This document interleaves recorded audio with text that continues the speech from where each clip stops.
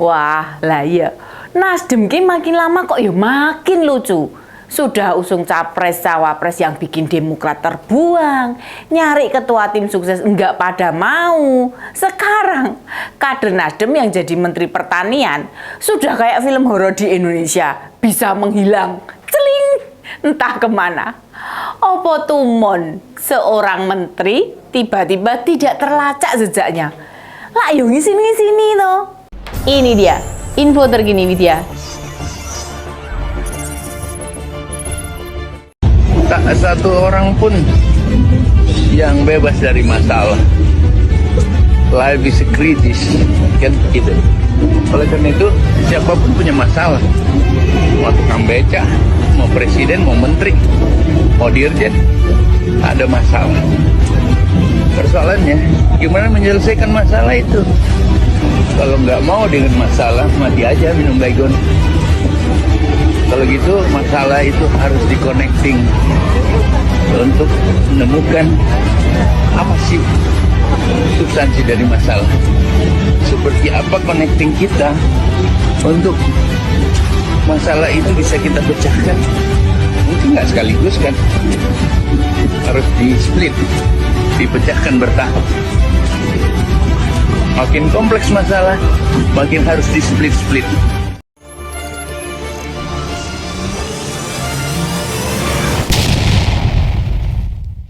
Mendaku partai yang punya semboyan restorasi Indonesia, perilakunya malah korupsi Indonesia.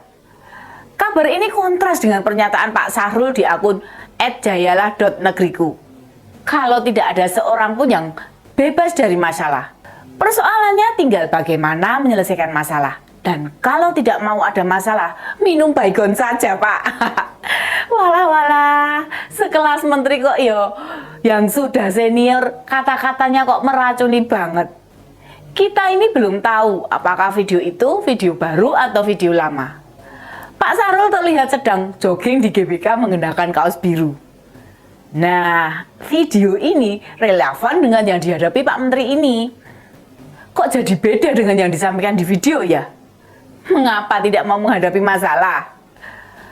Orang itu kalau lagi tidak terlihat perilaku buruknya, suka bicara muluk-muluk. Begitu terbongkar, udah deh, lali kabeh, lupa semuanya. Kita kan masih ingat toh ucapannya Bang Anas Urbaningrum saat disidik kasus korupsi Hambalang 9 tahun lalu. Dia sempat sesumbar, Rp1 saja kalau Anas korupsi di Hambalang, gantung Anas di Monas. Begitu selesai menjalani hukumannya, dasar wartawan, kepo dong, pengen tahu tentang janjinya yang kemarin-kemarin itu. Jawabannya, yo cuma muter-muter kayak gangsingan, ngeles rano ngeles rene. Nunggu status bebas murni, kata Mas Anas. Ngelesnya seperti itu. Begitu sudah bebas murni, yo diam saja. Lupa apa yang dikatakan saat penyelidikan. Apa yo berani bongkar-bongkar kasus Hambalang? Ya enggak, bukan karena takut Pak SBY. Itu nama dia ada di lingkaran di situ. Politisi-politisi kayak gini tidak cocok ada di pentas perpolitikan nasional. Kita keranjang sampahkan saja mereka. Kembali ke soal Pak Mentan. Upaya menemukan keberadaan sang menteri jelas dilakukan para bawahannya. Lah iya dong, masa wakilnya nggak ngerti di mana atasannya, namun gagal. Mosok nggak ada asisten, kan ya lucu. Sampai-sampai Pak Harfiq Kusnul, Wakil Menteri Pertanian nyariin nggak ketemu. Kabarnya sih simpang siur tidak jelas. Kata Wamentan, terakhir Pak Sahrul terlacak di Spanyol dengan beberapa pejabat eselon 1 dan 2. Karena kendala tiket pulangnya tidak barengan. Malah hilang. Gelelek mbuh ning endi. Nggak tahu entah kemana. Dirjen Imigrasi juga turut dipanggil Presiden, diminta melacak keberadaannya. Kata Pak Silmi Karim, Dirjen Imigrasi terakhir terlacak itu di rumah Italia. Setelah itu beliau tidak bisa melacak keberadaannya. Kan aneh ya, mosok sekelas menteri tidak punya ajudan, tidak punya asisten, tidak bisa terlacak. Kebetulan sebelum pulang, rumah dinas dan ruang kerja Pak Menteri ini digeledah sama KPK. Dan ditemukan duit 30 miliar serta 12 senjata api. Apa karena faktor itu ya yang bikin Pak Sahrul takut pulang? Lah, kan KPK belum menetapkan siapa tersangkanya. Bukankah menghilangnya Pak Sahrul menjadikan kita sebagai masyarakat jadi punya kesimpulan sendiri kalau dia memang takut sama KPK? Kalau tidak melakukan korupsi, ngapain harus menghilang? Ngapain harus takut? Bahkan saat dicari Pak Wamen, nggak ketemu. Sampai Selasa kemarin Pak Harvey sudah dipanggil Presiden. Mungkin ditanya, piye kuwi bosmu? Kok orang ono kabari ngilang pas neng Eropa cerita apa? Karena tidak ada kabarnya, Pak Wamintan sekarang naik jabatan jadi mentan ad interim, sekelas pejabat menteri lah. Bu Siti Nurbaya, Menteri Lingkungan Hidup, seusai rapat terbatas ditanya wartawan malah bilang, jangan tanya ke saya. Memang Bu, ini bukan urusan Ibu, tapi wartawan itu mewakili kami, rakyat jelata, sebagai sesama kader Nasdem. Siapa tahu ada komunikasi, bisik-bisik atau bagaimana Pak Yasin ini ke Ibu. Misalnya ngomong gini, piye ki ya Bu, aku wedi lho, ro KPK, wedi tenan ro Pak Jokowi, wedi karo brewoke Pak Surya Paloh. Aku tak balik sih ya Bu, aku tak delik sih, apa bagaimana, siapa tahu gitu, ya toh? Akankah ini jadi pertanda jika Nasdem bakal kehilangan satu menteri lagi, bukan hanya presiden, gubernur atau pemimpin sebuah institusi.